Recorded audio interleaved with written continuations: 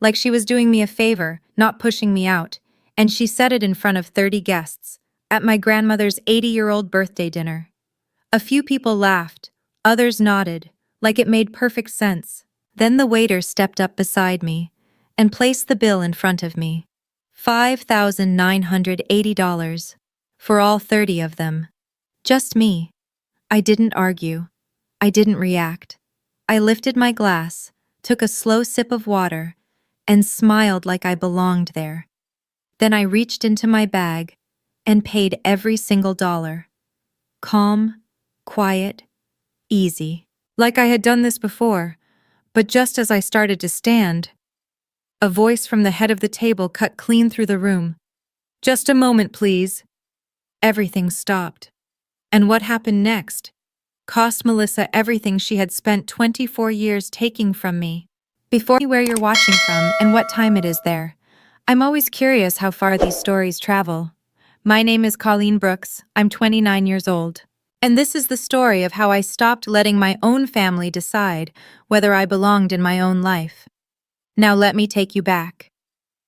Savannah, Georgia. To the night everything really began. I was 5 years old when I moved into the Brooks house. My parents, my real parents, Aaron and Reagan, died on a Tuesday. A pickup truck ran a red light on Interstate 16 and hit them head on. I was at daycare that afternoon, sitting at a plastic table, painting a sunflower that didn't quite look like one. By the time anyone came to get me, I was already an orphan. Victor Brooks, my father's younger brother, stepped in and said he'd take me. He and Melissa became my legal guardians. On paper, they were my parents. In real life, they never treated me like one. His wife, Melissa, never said she would. I understood that before I understood anything else. Their kids, Ethan and Chloe, had rooms upstairs, matching blankets, glow-in-the-dark stars scattered across their ceilings, soft nightlights shaped like animals that stayed on all night. My room was in the basement, right next to the washing machine. The window was barely bigger than a shoebox. And some nights the dryer would kick on at 2 in the morning and I'd lie there in the dark, listening to it pound and hum like a second heartbeat I couldn't escape. Melissa never hit me. She didn't need to. Her cruelty lived in the small things, the quiet things, the things no one notices, unless they're the one being left out. 3 plates on the table instead of 4. Oh, Colleen, I keep forgetting. Just grab one yourself. Family photos on the mantel, on the staircase, printed neatly onto Christmas cards. Ethan smiling wide. Chloe in perfect pigtails. Victor with his arm around Melissa. I wasn't in a single one. When I was 8, I asked why. Melissa looked at me the way you look at a child who's asked something obvious. "Those are family portraits, Colleen." She said it gently. That was the part that hurt the most. Outside that house, she was admired. People said things like, "That woman took in her husband's niece. She gave up everything." I heard it at church, at the grocery store, at school pickup. What I didn't know, what I wouldn't understand for another 24 years, was that my parents hadn't left me with nothing. They had left me something. A future. A trust worth $1.2 million. And Melissa had spent every dollar of it. By 16, I had learned the rules of that house. Ethan got a car for his birthday. A used Camaro, but still. Chloe got braces, violin lessons, and summers in the Blue Ridge Mountains. I got a job, at a Publix on Abercorn Street. 3 nights a week, stocking shelves so I could buy my own school supplies. The year Ethan left for college, I asked Victor if there was anything set aside for me too. We were standing in the garage. He was sorting tools, not looking at me. "I'll talk to Melissa," he said. Her answer came that night at dinner. "College isn't for everyone, Colleen.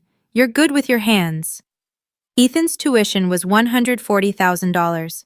I know because I saw the check sitting on the kitchen counter, Melissa's handwriting, neat and confident, and I remember thinking, that was more money than I could even picture. I didn't argue. I applied to a community college nursing program on my own, took out loans, picked up extra shifts every summer. I learned how to take care of myself. The hardest part wasn't the money. It was the holidays. Every Thanksgiving, every Christmas. Melissa would stage her perfect family photo in front of the fireplace, and every time she'd hand me the camera. "You're the best photographer in the house, Colleen." So I framed them. Ethan in his college hoodie, Chloe showing off something new, Victor standing stiff beside Melissa, who always stood in the center, smiling like she had built something whole. I'd press the button, the flash would go off, and the picture would freeze them exactly the way she wanted the world to see them, a complete family. I wasn't in a single one, but there was one person who never forgot I existed. One person who always made space for me, without being asked. Margaret Brooks. 80 years old, barely 5'2", and the only person in that house who ever made me feel like I had the right to be there. She was Victor's mother, a retired school teacher. Her kitchen always smelled like cinnamon, and when she spoke, she didn't need to raise her voice for people to listen. Every Sunday, she picked me up at 9 sharp. We'd drive to her home in Ardsley Park, and she'd teach me how to bake from scratch: apple crumble, buttermilk biscuits, peach cobbler. While the oven warmed the kitchen, she told me stories. "Erin had your eyes," she'd say, flour dusting her hands as she rolled dough. "And Reagan," she smiled like sunlight after rain. Then she'd look at me. "You have that same smile, Colleen." I carried those words with me, like something small and valuable I could hold on to, especially during the long nights in that basement room. Melissa hated those Sundays. "She's 80, Colleen. You're exhausting her. She's fragile. Don't bother her with your problems. Maybe skip this week." I went anyway, until I was 14. That was the year Melissa told me if I didn't stop causing issues, she would tell Margaret that I didn't want to come anymore. And I believed her. So I started asking permission, and sometimes, permission wasn't given. One Sunday, just before I turned 17, Margaret said something I didn't understand at the time. She set down her rolling pin, looked at me, really looked at me, with eyes that were both sharp and heavy, with something I couldn't name. "Your parents loved you enough to plan ahead, Colleen." She paused. "Don't ever forget that." I nodded like I understood what she meant. I didn't. Not for another 12 years. But Margaret knew exactly what she was telling me. And more importantly, she knew what she needed to do next. She had already started planning. Fast forward to now. I'm 29 years old. A registered nurse at Memorial Health University Medical Center. I live alone in a small one-bedroom apartment above a laundromat on Bull Street. It's not much. It's noisy on laundry days, but it's mine. Margaret has slowed down over the past year. Her knees ache. Stairs take more effort than they used to. But her mind? Still razor sharp. Still watching everything. And every Sunday, I still drive out to Ardsley Park to see her. The rest of the family knows exactly what Margaret has. The house, the pension from her late husband, savings built over decades, investments no one talks about out loud. Somewhere well over $1 million. In a place like Savannah, that kind of money doesn't stay quiet. Melissa's campaign started around January. Soft at first.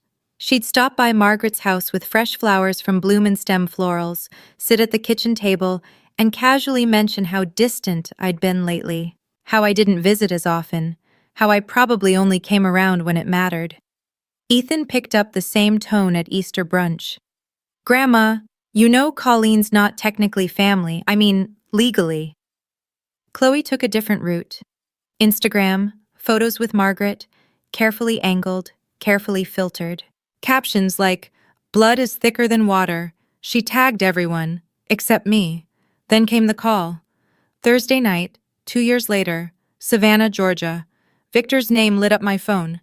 He hadn't called in 4 months. "Colleen."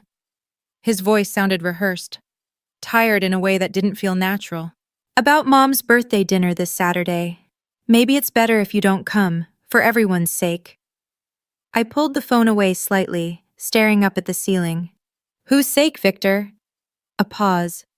"It'll just cause tension. You know how Melissa gets." I did know. That was exactly the problem. I'll think about it, I said. Then I hung up. At the time, I didn't realize that call wasn't just a suggestion. It was part of something bigger. Something that had already been set in motion weeks before I ever saw it coming. I called Margaret the next morning. She picked up on the first ring, like she had been waiting. Grandma, Victor said maybe I shouldn't come Saturday. Silence. Then, did he tell you why? He said it would cause tension. Her breathing stayed even, measured, but when she spoke again, something in her voice had changed. Urgent, quiet, but firm in a way I had never heard before. You need to come, Colleen. No matter what, promise me. I hesitated for half a second. I promise. And wear something nice, she added, something that makes you feel strong. I almost laughed. Grandma, it's just dinner. Promise me. I promise. There was a pause. I could hear the soft creak of her rocking chair through the phone. I love you, sweetheart, she said gently. More than you know. Then she hung up. Before I could ask why her voice sounded like it was holding something back. That Saturday, I stood in front of my closet for nearly 30 minutes. I didn't have many options. Nurses don't really need formal clothes, but in the back, I found a navy dress I'd worn once, to a friend's wedding 2 years ago. Simple, fitted. The kind of dress that doesn't demand attention, but quietly says, I belong here. I put on my mother's pearl earrings, the only thing I had left of her. Margaret gave them to me when I turned 18. Reagan wore these the night she met your father, she told me. I held on to that. I always did. I wrapped Margaret's gift carefully, a photo album I had spent weeks putting together, pictures of us baking, laughing, small moments that no one else had ever bothered to notice. By the time I got in the car, my hands were steady on the wheel. I had seen this pattern before. She always did. A comment, a look, a subtle reminder of where I stood. But this wasn't about her. This was Margaret's birthday. Maybe her last. I wasn't showing up for a seat at the table. I was showing up for the one person who had never asked me to earn my place. The old pink house sat on the corner, lit warm against the evening sky. White columns, magnolia trees framing the entrance. One of the most well-known restaurants in Savannah. For Margaret's 80th, Melissa had reserved the entire main dining room, 30 guests, crystal glasses, white linens, a jazz quartet playing low in the background. I arrived 10 minutes early, set my gift neatly on the table near the entrance. Melissa saw me the second I walked in. Her eyes followed me across the room, but she didn't say a word, just lifted her wine glass and turned back to her conversation like I wasn't worth interrupting for. Margaret sat at the head of the long table. She looked thinner than the week before, tired, her cardigan hanging a little looser than I remembered. But the moment she saw me, everything about her changed. There you are. She reached for me with both hands. I leaned down, kissed her cheek, and felt her fingers close tightly around mine, stronger than they looked. Sit next to me, she whispered. I pulled out the chair to her left. And that's when I noticed him. A man on her right. Silver hair, gray suit, a leather briefcase tucked neatly beneath his chair. I had never seen him before. He gave me a small nod. Professional. Quiet. Who's that? I asked softly. A friend, Margaret said. You'll meet him later. Ethan arrived next, laughing too loudly at something on his phone, until he saw me. The laugh stopped mid-sentence. Oh, you actually came. Chloe followed, already lifting her phone, adjusting angles, chasing the perfect lighting for a photo with the chandelier above. She stepped beside Margaret, tilted her head just right. I watched her reposition the frame 3 times, each time making sure I was completely out of it. Dinner began. Plates arrived. Conversation filled the room. For a while, everything felt normal. But in this family, normal was never real. It was just the calm before something broke. Melissa stood up between courses, tapped her glass lightly with a knife. The jazz music faded out. Thank you all for being here tonight, she said, Her voice warm, polished, practiced. Family means everything to us. She lingered on that word, family. Her eyes flicked to mine for just a second, then away. I'd love to introduce everyone at the table. My son, Ethan. Some of you know he just closed a major deal here in Savannah. Ethan lifted his glass. My daughter, Chloe. She's been taking such wonderful care of Margaret. Chloe smiled, blowing a soft kiss across the table. And of course, my husband, Victor, the backbone of this family. Victor nodded stiffly. That was it. 3 children, a complete family, according to her. A woman across the table leaned forward. And who is this lovely young woman beside Margaret? Melissa paused for just a fraction of a second. Then she tilted her head slightly. Oh, that's Colleen. She grew up around us. Grew up around us, like something temporary, like something optional. The woman nodded politely. Conversation moved on, like nothing had just happened.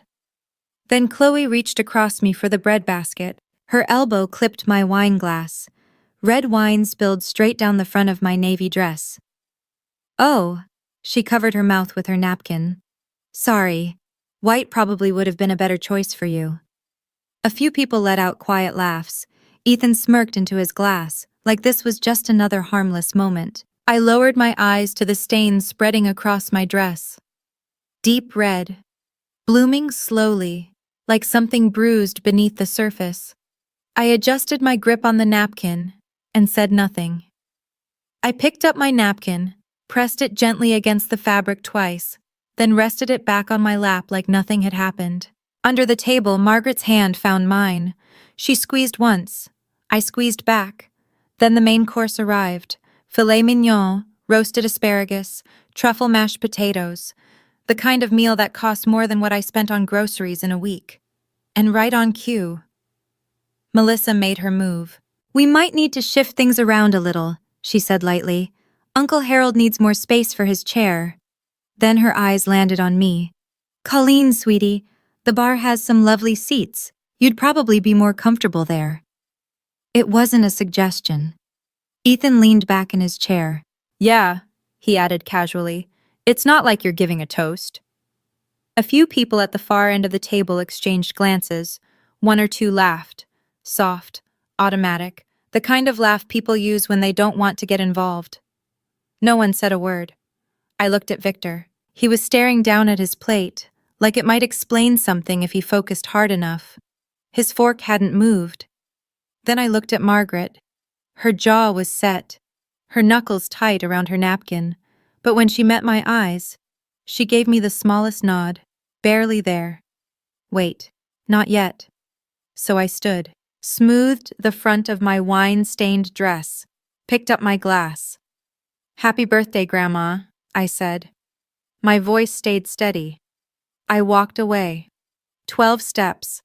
I counted each one. At the bar, I sat down, set my glass in front of me, and kept my posture straight. The bartender, maybe 22, looked at me, unsure whether to speak. You okay? He asked quietly. I'm fine.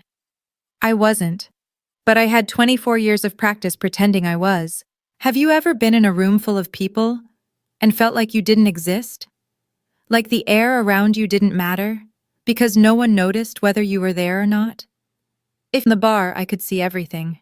Melissa laughing, moving from one guest to another, refilling glasses, touching shoulders, playing the perfect hostess. Ethan animated, telling a story with wide gestures I couldn't quite hear. Chloe scrolling through her phone beneath the table. Margaret sitting at the head, barely touching her food, watching all of it. And the man in the gray suit, still exactly where he had been, his briefcase tucked neatly under his chair. He cut his steak into precise, measured pieces, said nothing, moved like someone who was waiting. 20 minutes passed. Then Chloe stood up, phone in hand. She walked toward the hallway near the restrooms. She passed right by me, didn't look at me once, like the stool I was sitting on was empty.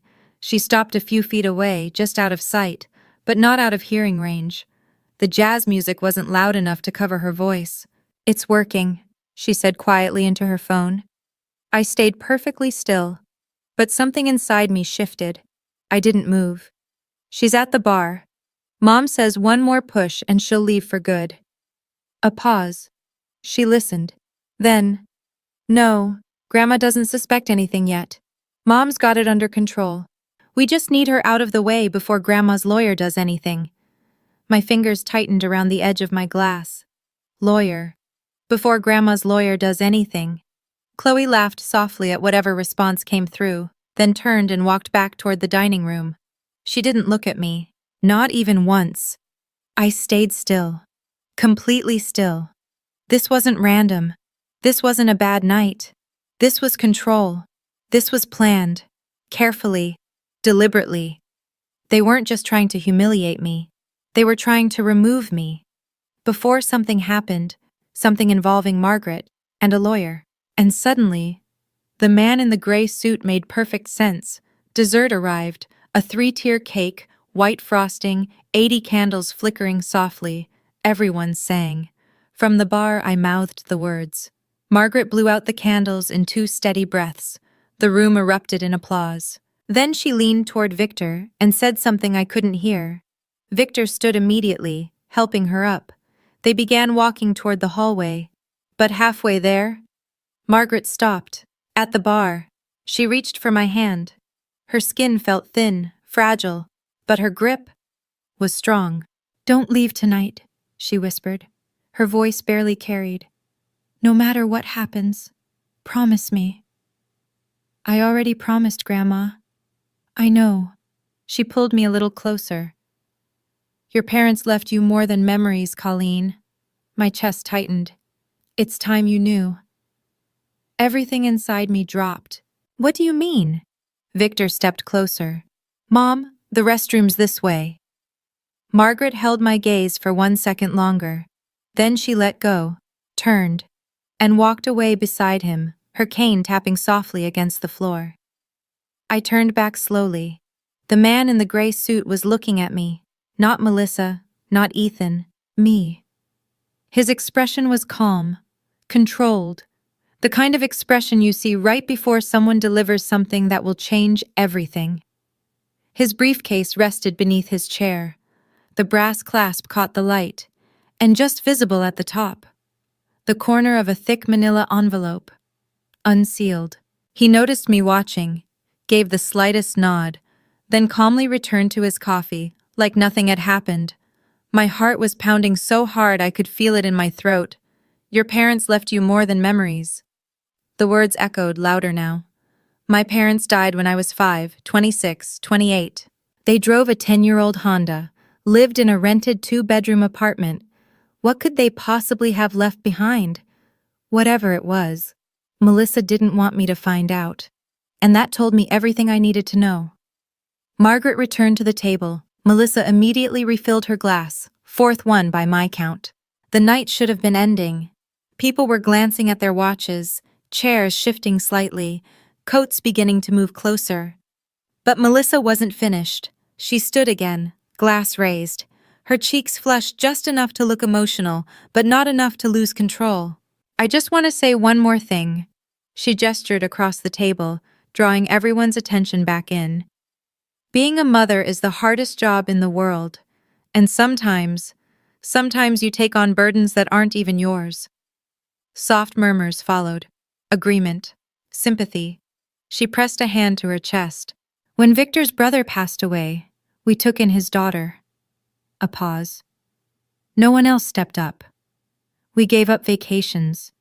We gave up savings. We gave up our space. Our lives, really. Someone near the end of the table leaned forward. "That's Colleen, right? She seems like a sweet girl." Melissa tilted her head slightly. The wine loosened something in her. "Sweet?" she repeated. Then she let out a small, satisfied smile. "She's been riding our coattails for 24 years. A few people shifted. She let out a soft, careless laugh. Her parents left nothing, not a single dime. We raised her from nothing." No one moved. Even the cutlery stopped. Not loud quiet, heavy quiet. Her parents left nothing. I heard it, even from 12 steps away, through the music, through the clinking glasses. Through everything, my parents, buried at Bonaventure Cemetery, 26, 28. And Melissa stood there, telling a room full of people they had left me with nothing. That they had abandoned me with nothing. That was a lie. I didn't know how yet. But I knew it was a lie. Margaret's words echoed again. They had been preparing for this. My hand trembled. Not from sadness. I had swallowed everything for most of my life. Every missing plate. Every staged photo without me. Every "she grew up around us." But this, talking about my parents like they were failures, like they left me empty, that was the line. And Melissa had just crossed it. "Excuse me, ma'am." The waiter appeared beside me, polite, careful, clearly uncomfortable. He placed a leather folder on the bar in front of me. I opened it. $5,980. 30 guests.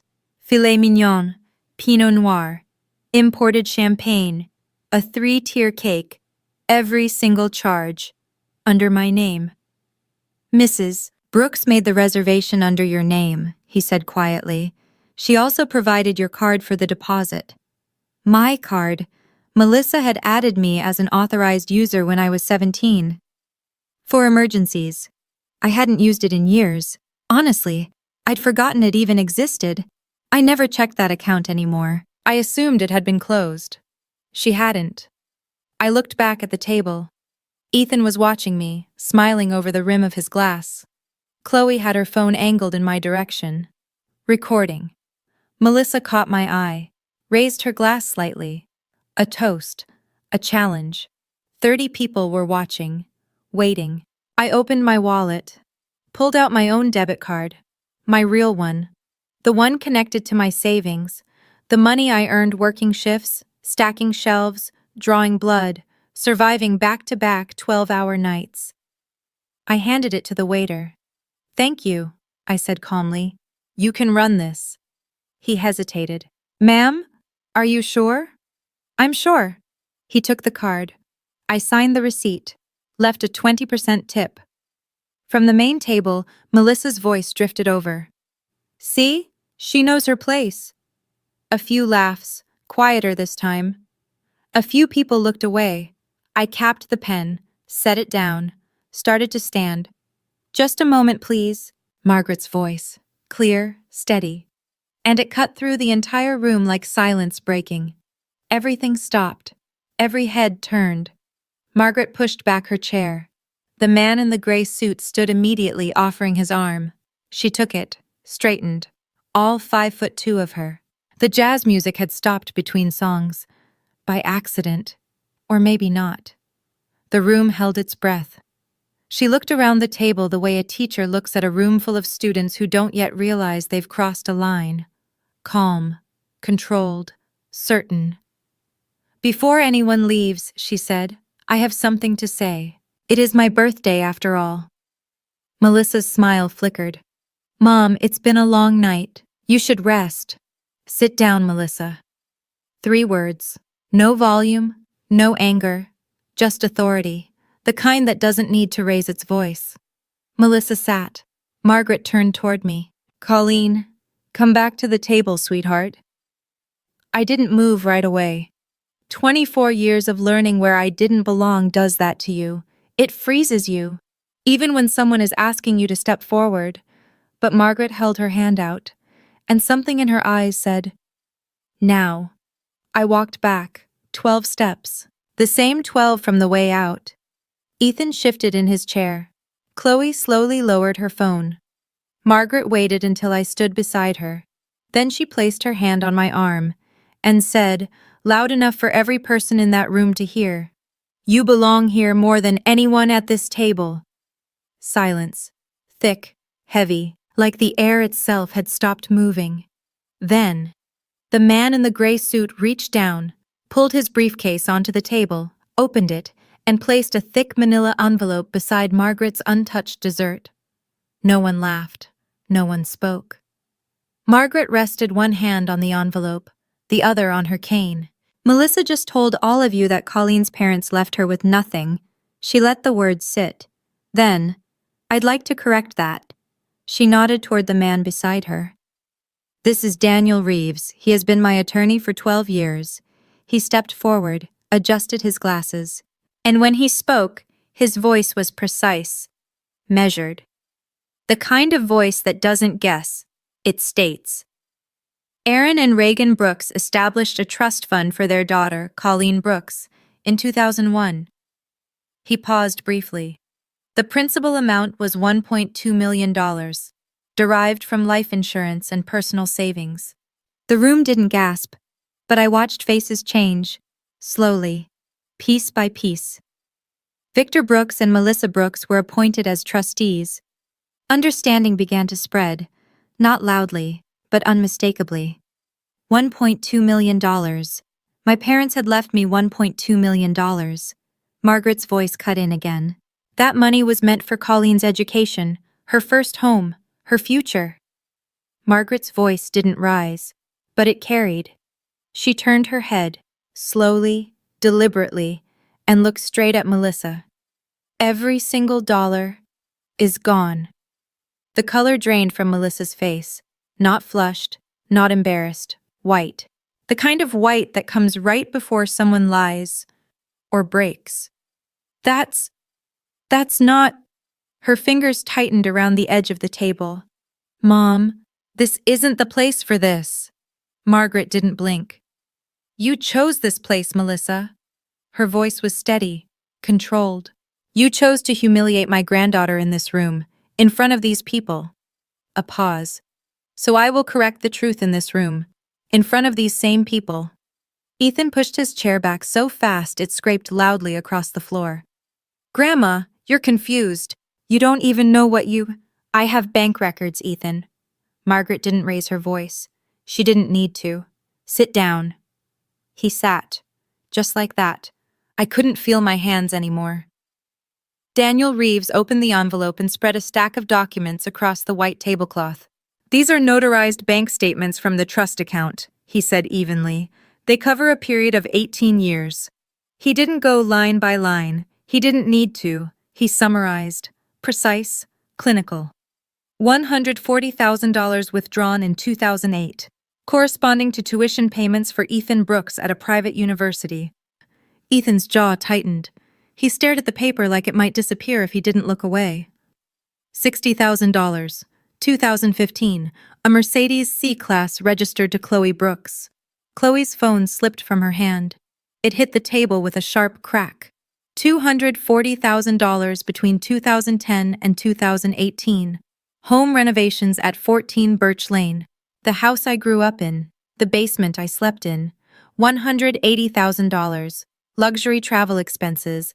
Aspen, Maui, Lake Tahoe. Places I had only seen in pictures. Remaining funds.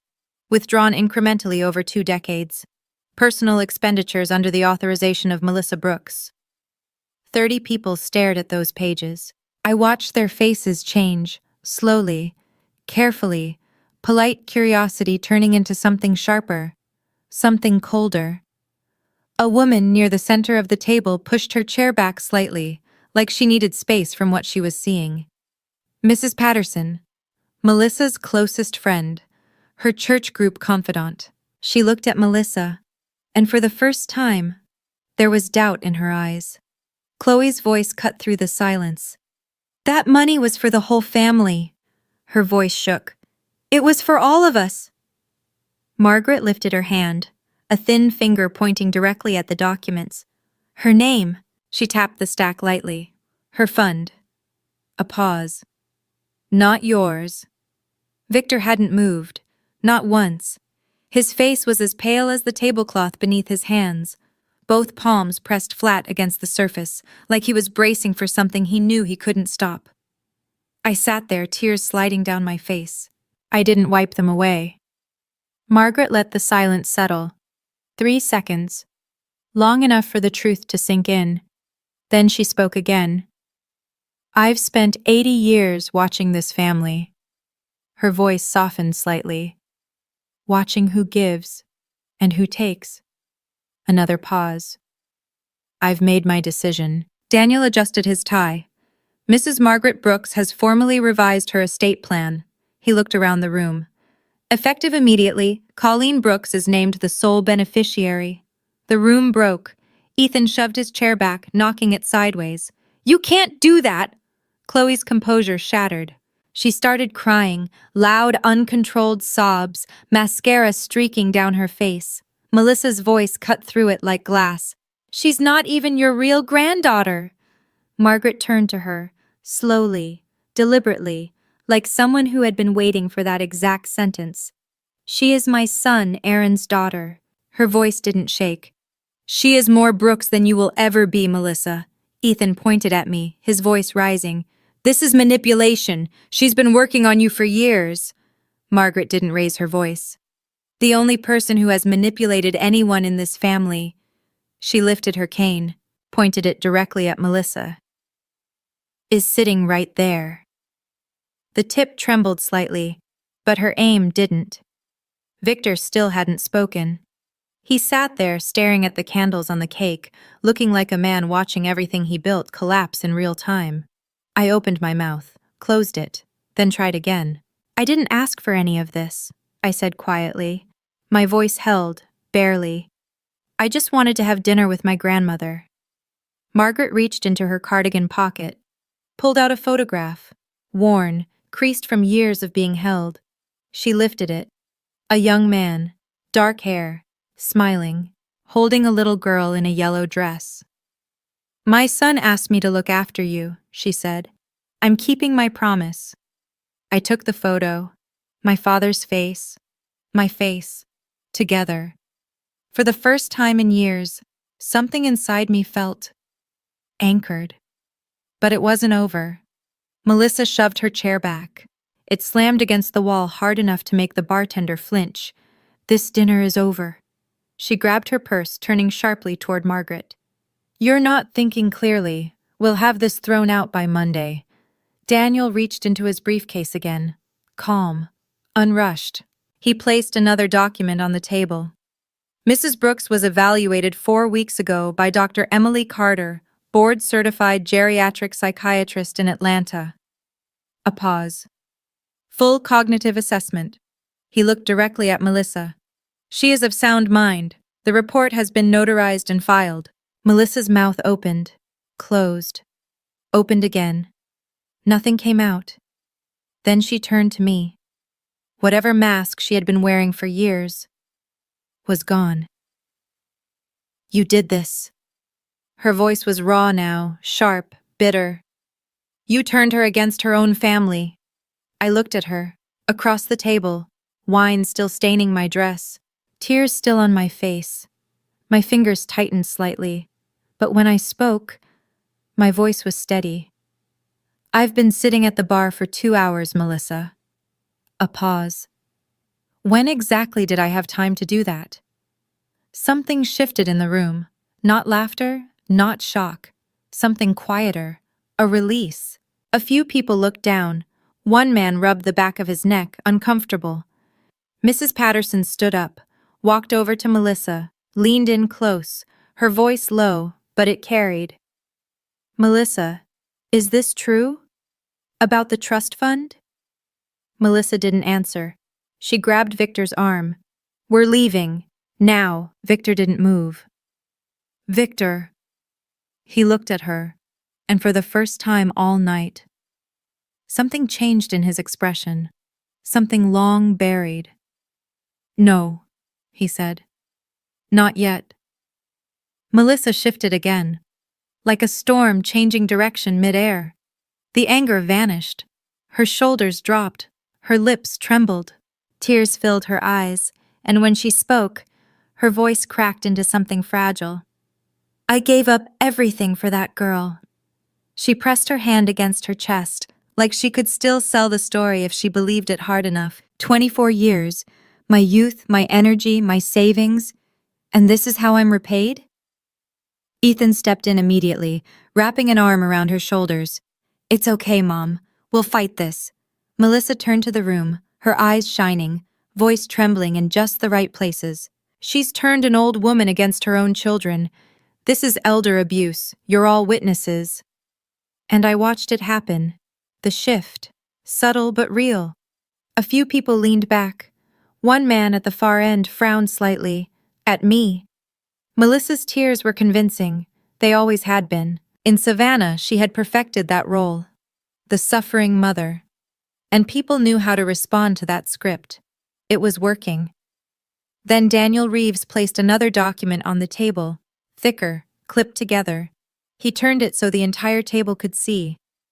"These are notarized bank records," he said calmly. "Every withdrawal from the trust account over 18 years. He flipped through them slowly, page after page, dates, amounts, signatures. Each transaction authorized by Melissa Brooks or Victor Brooks. The room turned back. Mrs. Patterson stared at the documents, then at Melissa, then back at the documents again. Melissa saw it. The moment it slipped. The attention, the sympathy, the control. And for the first time, something in her performance cracked. Not anger, not grief, fear, because she understood. Margaret hadn't reacted in the moment. This wasn't emotional. This wasn't impulsive. This was built. Carefully, quietly, months of preparation, documents, medical evaluations, legal evidence. Melissa hadn't been ambushed. She had walked straight into something that had been waiting for her. Victor stood up. Not suddenly, not loudly. So slowly, it took a second for anyone to notice. Like a man rising through water. "Mom." His voice broke on the word. "I'm sorry." A pause. "I knew. I should have stopped it years ago." Melissa snapped toward him. "Don't say another word, Victor." "No." He turned to face her. And for the first time in 24 years, he didn't look away. "Enough." His voice wasn't loud, but it held. "I've been silent for 24 years. A breath. I'm done." Then he looked at me. His hands hung at his sides, unsteady. "Your parents trusted us, Colleen." He swallowed hard. "They trusted me." Another pause. "I failed them." His voice dropped. "I failed you." The silence that followed felt heavier than anything that had come before. I could hear ice shifting in someone's glass. I looked at him. Really looked. The man who drove me to school when Melissa wouldn't. Who fixed my bike without asking. Who never hurt me. But never protected me either. "I know, Dad," I said quietly. The word felt strange. I hadn't used it in years. It wasn't forgiveness. It was just truth. Complicated. Incomplete. But real. Ethan stared at him like he didn't recognize him. Chloe stopped crying. And then Victor reached into his back pocket, pulled out something small, worn. A folded piece of construction paper. "A birthday card," he said softly, handing it to Margaret. "Colleen made it for you 15 years ago." A beat. Melissa threw it away. I kept it. Margaret took it with shaking hands, opened it, read it, and broke. I stood up. Not abruptly, not dramatically, just stood. Like something inside me had finally settled into place. The room watched, 30 faces, some sympathetic, some shocked, some already building the version of this story they'd tell later. I didn't care anymore. Not anymore. I looked at Melissa. "I'm not going to yell," I said. "I'm not going to insult you." A breath. "But I'm done being the person you walk over." Silence. "I'm done sitting at the bar while you decide who counts as family." Her lips parted. Nothing came out. I turned to Ethan and Chloe. "I don't hate you." That part was true. But I'm not pretending anymore. Chloe dropped her gaze. Ethan looked away. Neither of them met my eyes. I turned back to Margaret, took her hand. "Thank you," I said softly, "for keeping your promise to my dad." She squeezed my fingers, her eyes still wet, but her smile, sharp, certain, satisfied. Then I faced the room one last time. 30 people, crystal glasses, white tablecloths, an evening none of them would forget. "I paid the bill," I said. A pause. "That's the last thing I'll ever pay for this family." I helped Margaret to her feet.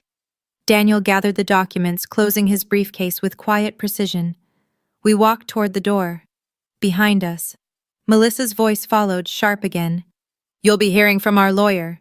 Margaret stopped, turned slightly, looked at her over her shoulder, calm, patient, like a woman who had already seen the ending. "Please do," she said. "Daniel is very thorough."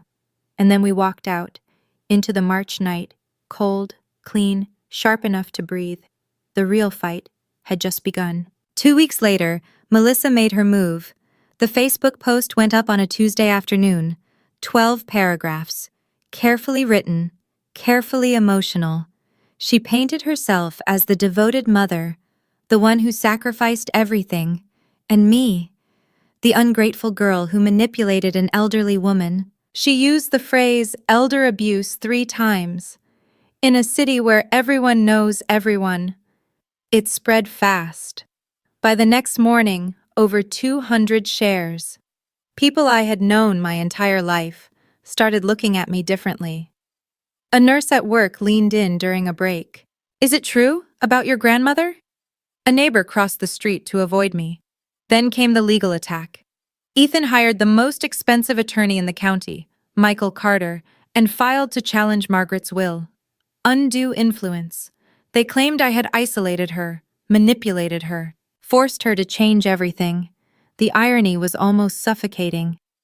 Chloe texted me that night, 11:02 p.m. I still have it saved. "We'll drag this out until you're broke. You should have stayed at the bar." I sat on the floor of my apartment that night, who never once asked for the truth. My savings? $52,000. Every dollar from years of working. It wouldn't last long in a legal fight like this. But what they didn't know, what Melissa didn't know, was that Margaret had already prepared for this. Daniel had already prepared for this. They had been ready for war, long before Melissa even realized there was one. Daniel called me that Thursday. "We're filing a counterclaim," Daniel said. No small talk, no build-up. "Breach of fiduciary duty." I sat still, listening. "Your parents named Victor and Melissa as trustees. That comes with a legal responsibility. Every dollar in that account was meant to be used for you." A pause. "And they used it for Ethan's tuition, Chloe's car, their vacations, for 18 years. I could hear pages turning on his end. "The documentation is solid. Bank records, withdrawal slips, purchase matches. Your grandmother spent 6 months putting this together." 6 months. While I was driving Margaret to brunch, while I thought everything was normal, she had been building a case, piece by piece. Daniel filed the counterclaim in county court. Breach of fiduciary duty, full restitution, $1. $2 million, plus interest, plus legal fees. And in the same filing, he included Dr. Emily Carter's cognitive evaluation. Margaret had scored in the 97th percentile for her age group. Sound Mind didn't even begin to cover it. Ethan's lawyer, Michael Carter, reviewed everything. I know what happened next because Daniel told me. He called Melissa that same evening. "Mrs. Brooks, I strongly recommend you settle." According to Daniel, her response was 4 words. "I'd rather burn everything." Sometimes I wonder, if I had just walked away that night, taken whatever scraps they offered, disappeared, would life have been easier, simpler? But then I think about my parents. They created that fund when they were 25. They planned for a future they would never get to see. They did that for me. I couldn't walk away from that. Would you? Would you fight all the way to the end? Or walk away and start over? I've asked myself that question more times than I can count. The hearing took place 6 weeks later, Chatham County Courthouse, old brick building, faded columns, a flag outside that leaned slightly to one side. Nothing cinematic, just fluorescent lights, worn carpet, and a judge named Harriet Lawson who wore reading glasses on a chain. Court isn't like television. It's slower, quieter, more exhausting. But here's what mattered. Ethan's petition to challenge Margaret's will, dismissed. Dr. Carter's evaluation held up perfectly. Daniel had documented everything. 2 years of visits, dates, witnesses, context. There was no evidence of isolation, no manipulation, no coercion. The judge said it plainly. The petitioner has presented no credible basis for the claim of undue influence. Then came our case. Daniel laid out 18 years of withdrawals. Names, dates, amounts, every page notarized, every signature verified. Melissa's attorney argued the money had been used for the household, that it included me. Daniel responded with my tax returns, my student loans, my pay stubs from Publix. The judge didn't need long. She did the math herself. The court finds that the defendants systematically misappropriated funds entrusted to them for the benefit of a minor. Her voice was steady, clear, final. The court orders full restitution, $1.2 million plus interest plus legal fees. Roughly $1.7 million. Melissa gripped the edge of the table. Ethan slammed his hand down. Chloe cried, "Victor!" Didn't move, didn't speak. He sat there, hands folded, staring straight ahead like he had already accepted the outcome long before anyone else. We walked out into the parking lot. Margaret, Daniel, and me. The sun felt too bright, too sharp. Then I heard footsteps behind us. Victor. He jogged slightly to catch up, holding a worn shoebox against his chest. He stopped in front of me, held it out. His hands weren't steady. "This is everything I saved," he said. His voice was low. "Photos, your mom's journal, your birth certificate." A pause.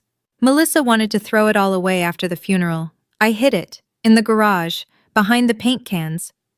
I took the box. It barely weighed anything. "I'm not asking you to forgive me," he said. "I just didn't want you to lose them twice." He didn't wait for an answer. He turned, walked back to his truck, and drove away. I stood there in the parking lot, holding a box that contained my parents, everything that was left of them. That was the last time I saw him face to face. The fallout in Savannah was fast and unforgiving. That's how places like this work.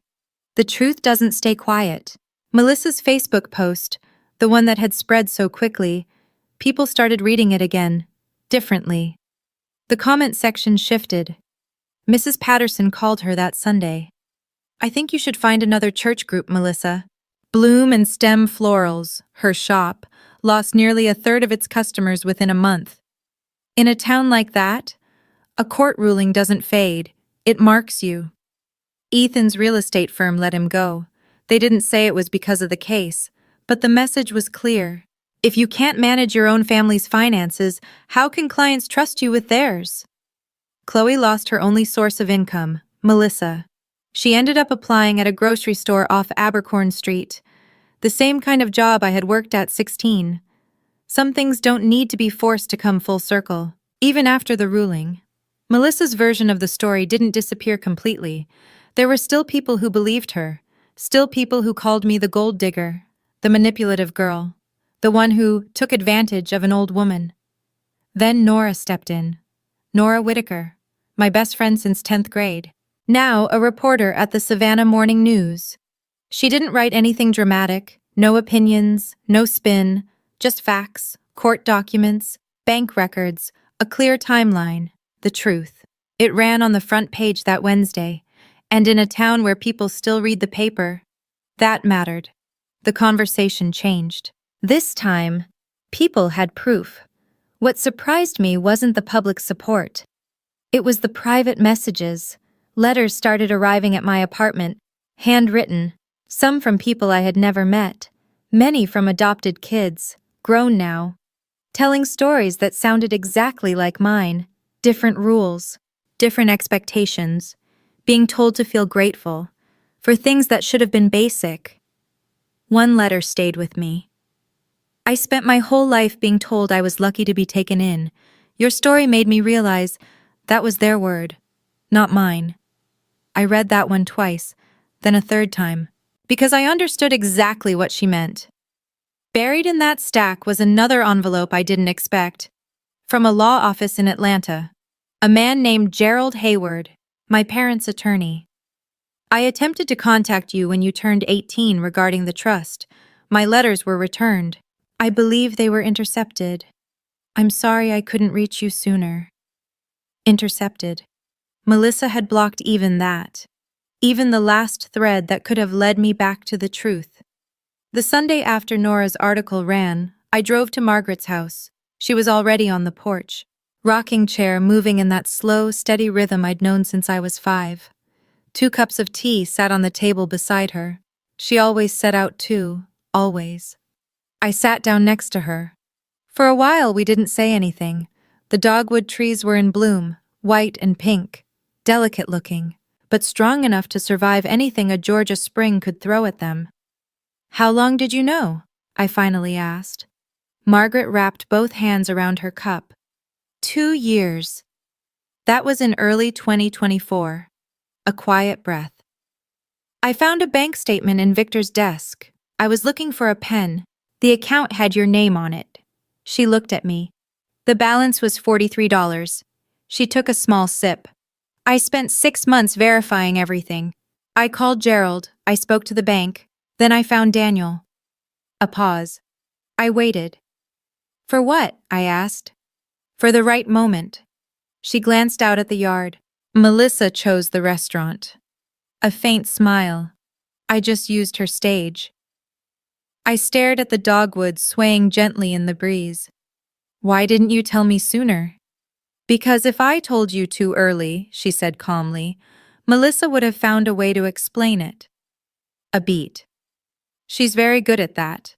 Another pause. I needed everything documented. I needed it airtight. She reached beneath her chair and pulled out a small album, one I had never seen before. Inside. Photographs. Margaret standing at a cemetery. 2 headstones. White roses placed carefully in front of them. The dates on the photos stretched across years. I go every April, she said softly. Your father's birthday. I blinked. I didn't know that. 15 years, she said. Every year. White roses, every single time. That's when I cried.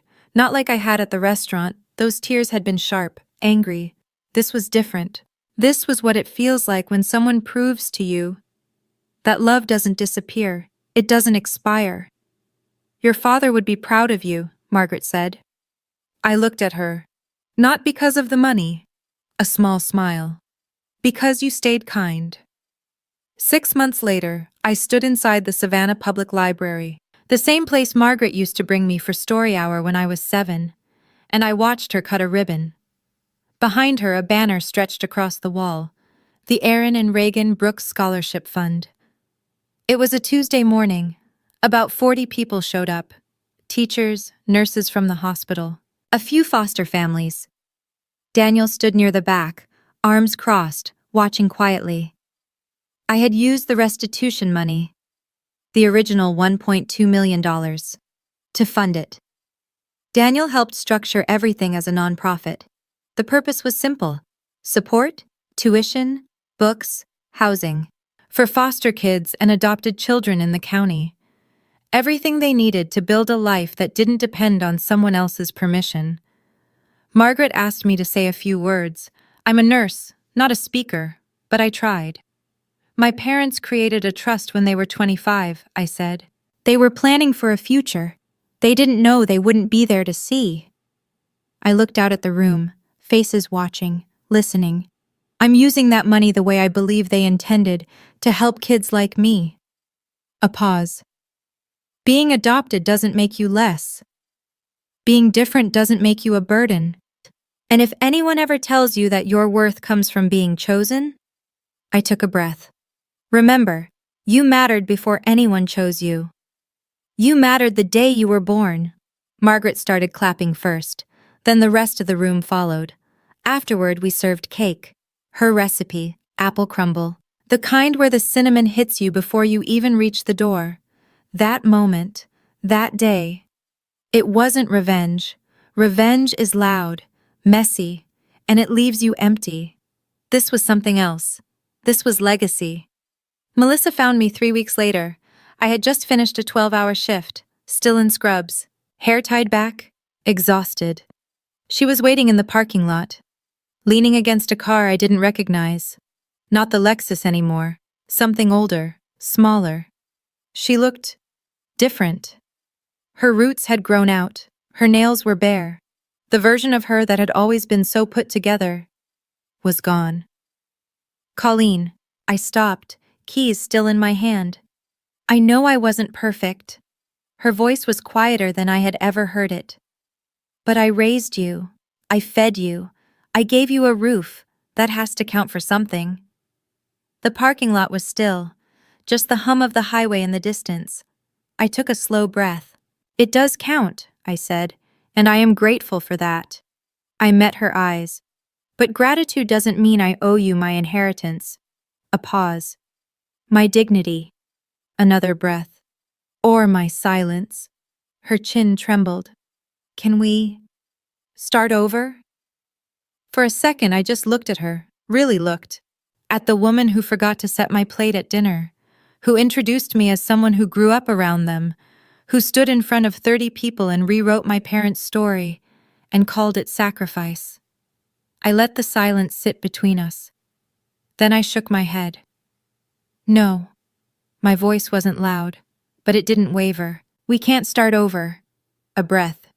"But I'm not going to take anything from you." Another breath. "And I'm not going to let you take anything from me." I held her gaze. "Not anymore." "That's the boundary." Her lips parted slightly, like she wanted to argue, or explain, or rewrite the story one more time. But nothing came out. She nodded. Once. Small. Defeated. Then turned and walked back to her car. I stood there and watched her pull out of the parking lot. Turn. Disappear into traffic. I didn't call after her. I went inside, clocked in, and finished my shift. Because life keeps moving. Melissa sold the house on Birch Lane, the same house renovated with my trust fund. After the settlement, the legal fees, the taxes, she walked away with just enough to rent a one-bedroom apartment on the east side of the city. Bloom and Stem closed that August. 15 years. Gone.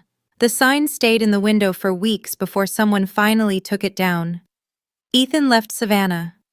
No goodbye. Not to me. Not to anyone, as far as I know. Last I heard, he was selling real estate in Florida. New number. New life. Like none of this ever happened. Chloe found a job at a grocery store off Abercorn Street. Morning shifts. Sometimes I pass by and see her car in the lot. We don't wave. We don't pretend. Some distances don't need words. Victor filed for divorce a month after the ruling. He moved into a small motel off the highway. Every month he sends me a letter, handwritten, yellow legal pad.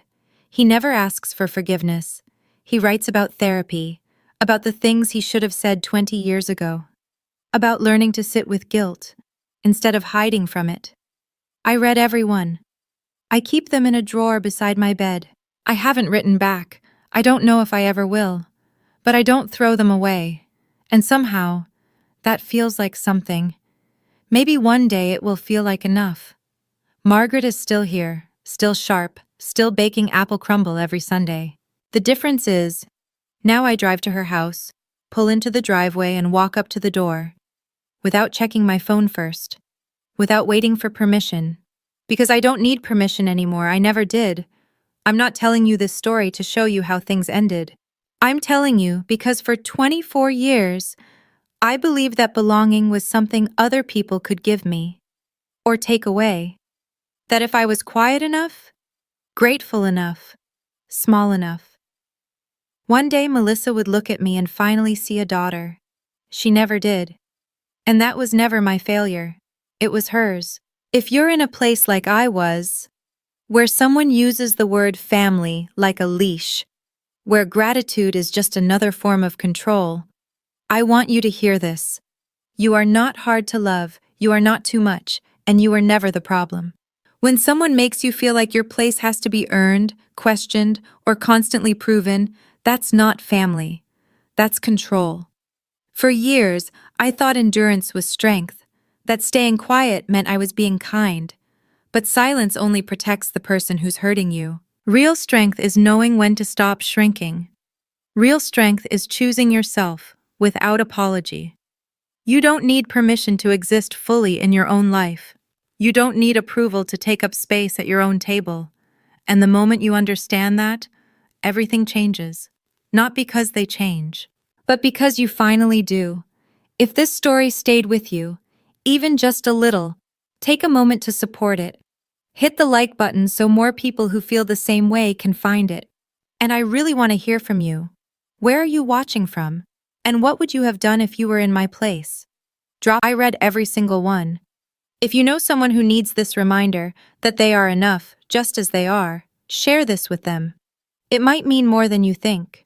And if you want more stories like this, real, raw, and honest, don't forget to